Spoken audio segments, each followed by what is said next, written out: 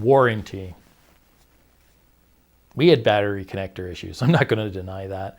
We toleranced things too widely. We did not debug assembly enough, even though we built 50, 100 units, and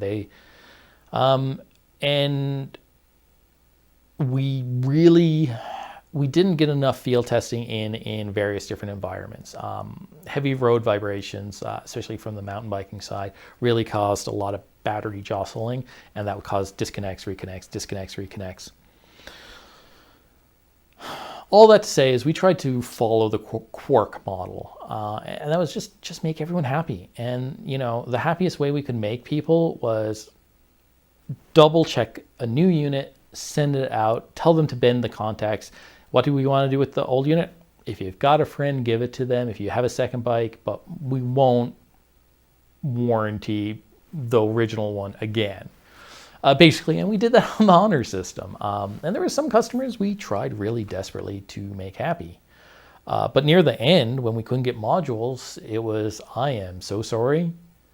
You have to ship it in. We can repair it. We will transplant parts. And we did, like hot air soldering, remove RF module, put it on a new board if we had to. Seldom we had to. Most of the time it was replace a battery connector, trying to line things better in a new body. Lots of bodies, lots of PCBs, lots of connectors. We just didn't have those modules. And so we needed you to send it in, and we would basically cut them open because they were chemically bonded together. So they were basically just solid APS. So you basically had to saw them open and hope you don't damage anything. We had a very tiny stockpile of spare modules or recovered modules.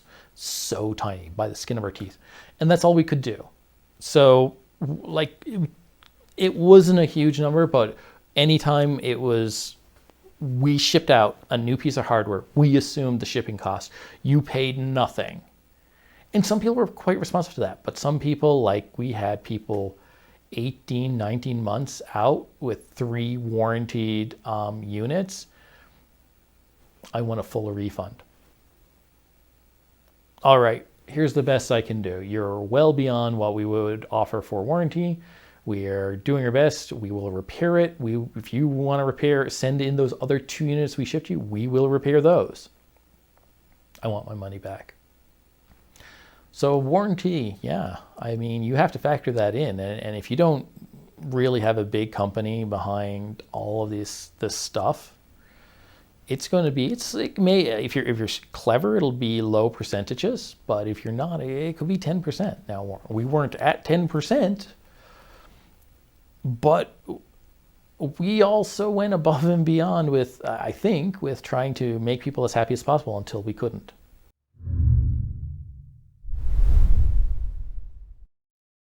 I guess that leads us to competitors. And competitors, when there's no one around to be a true competitor, and remember, there's always, in the startup world, there's always competitors. For us, a competitor could have been, when you're outdoors, buying a whole Di2 system. Or indoors, a wireless Bluetooth keyboard, or moving your keyboard to you, or having your laptop mounted in front of you. All these things are competitors, even though that they don't look like direct competitors.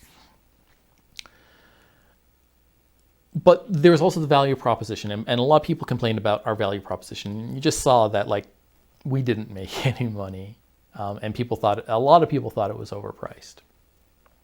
In mass market consumer electronics, where you're Apple and leveraging your millions of units, when you're sports tech and you're being compared to Garmin's and to a lesser degree Wahoo's or Sunto's, they're still at a different level of volume than any small startup. So, but, and then you can look at things that we are comparable to in some capacity, like the wireless blips. We have a removable battery that adds complexity. They do not. They ultrasonically welded it closed. We have 2 buttons that are waterproof with direct actuation. They have a rubber membrane over an actual button with some mechanical feature. Ours, in my opinion, gives a better look and feel. But theirs is for a group set. You're locked into the group set. People see the value for $150 for it. Kommander, being cheaper, having 5 times the complexity, especially our beta. Like our beta stuff, we had, even in the launch, the steering, a Bluetooth keyboard, a proprietary wireless connection, configurability, like they're hedging in on half of that. But their value proposition at $150, no one really balks at. My value proposition at 70, 90 US dollars, no. And then now, if we had kept going, we would have launched a new shifting profile for transmission, a new shifting profile for receiving and relaying, the whole for indoor training, adjusting your trainer resistance on the fly, intercepting and relaying that, and just a bunch of extra configurability and features and stuff like. And then the expansion of jacks and waterproof jacks at that. But $70 with a discount code that has never been revoked,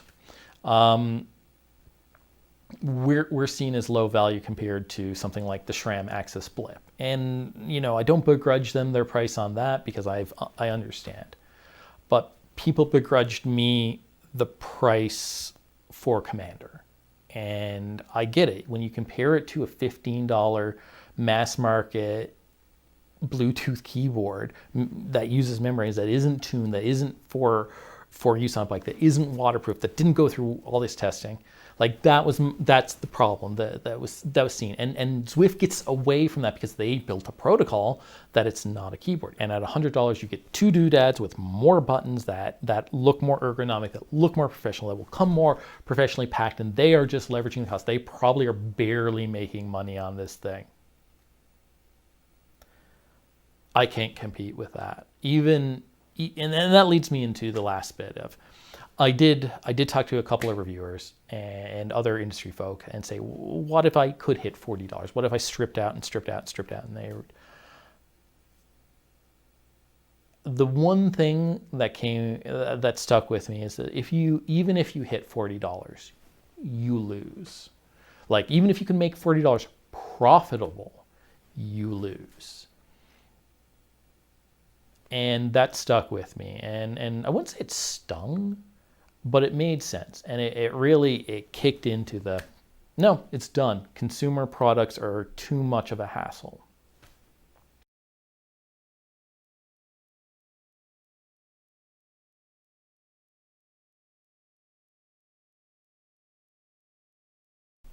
That's it.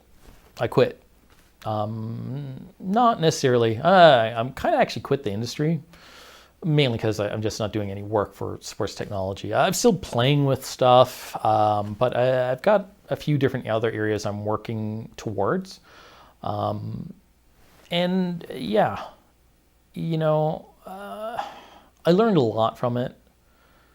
Given how much money I probably lost and how much effort I put into it, I don't know if it was worth it.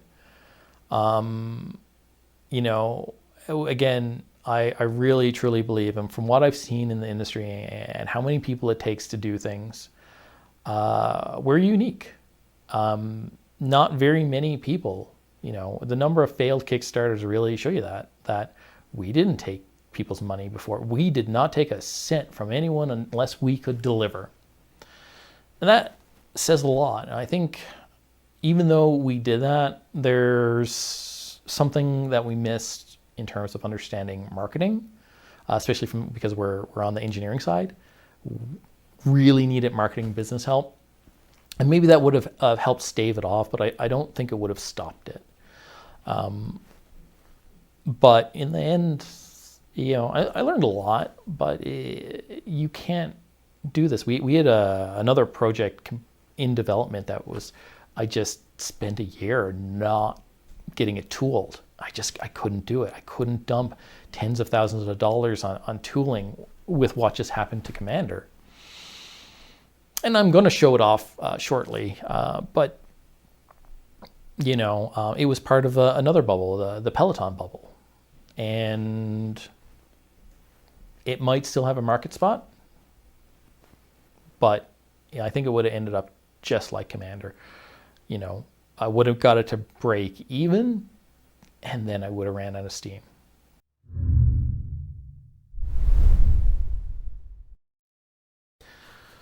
So the one other thing, I feel like I've lost an avenue for do cool stuff. I really like it when Rainmaker says that. Just build cool stuff. I think this was his learning experience, that build cool stuff, it's not enough. You have to have all the other pieces, and we really lack marketing. But I'm not marketing. I don't want to be marketing. And frankly, I haven't, every startup event I've ever been to is business people are a dime a dozen, but I think business people who want to be involved in startups are a dime a dozen. I think ones that are as dedicated as me and Vincent are to building cool stuff, they're as rare as me and Vincent. And like, it's no good if we don't have that body. And until, maybe we find that, maybe one of us stumbles into that over the next few years. But I really want an avenue for not just showing it, but letting people use the things that I think are really cool that I've built. I have so many of these half-finished ideas that I really just want to share with people, but I want to do more than just let them see it in a video. I want the people who are really interested to be able to play with and touch and learn and use it as a tool. And like, I have one in the back of my head that I'd been doing development for a few months ago, and it's so cool. It is beyond belief cool, and it's not finished, and it will be very expensive to build the next prototypes. And I keep thinking, like, I kind of wanted to something like Patreon, where if you hit a milestone of, say, something like the EPX project, if it cost me $50 to build it, if you pass the $100 of donation milestone, you can get one.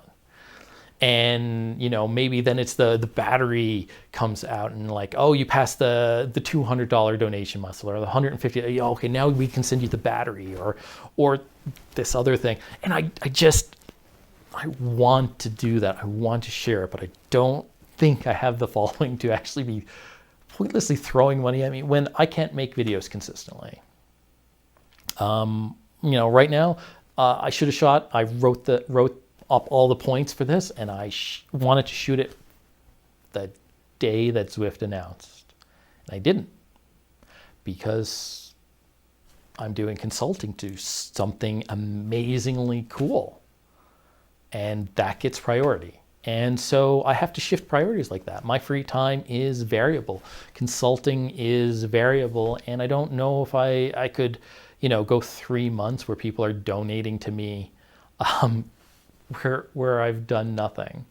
So I'm going to think a little more about what's the next steps. What's the next things to do and to share and to show.